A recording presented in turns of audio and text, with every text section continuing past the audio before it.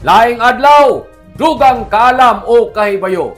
Dugang kahibayo para sa ato mga mag-uuma na mga egg layer farms. Retooling on ready-to-lay chicken management and biosecurity measures gipahigadyon sa provincial veterinary. Dakan mahatagan nan dugang kahibayo ang ato mga beneficiaries sa Livestock Economic Enterprise Development Lead Program.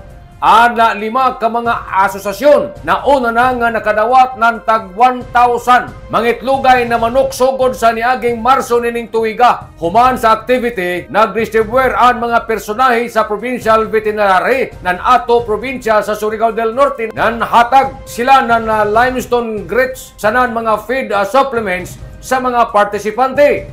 Ang tumong nan ini, isa ka province of Surigao del Norte, ubos sa kamanduan ni Governor Lyndon Barbers, angay na i-update ang ato mga mag-uuma o beneficiary sa mga pabaagi, dakan masustenir nila ang pagpalambo sa ato mga manukan na amoy tig-supply ng itlog sa komunidad. Amo naghihimo ini na retooling or seminar. Naisgutan usab dito ang mga health and management concerns sa tagsa-tagsa ka egg-laying poultry farm na daon sa mainit, higakit, bakwag, anawon, sanan placer.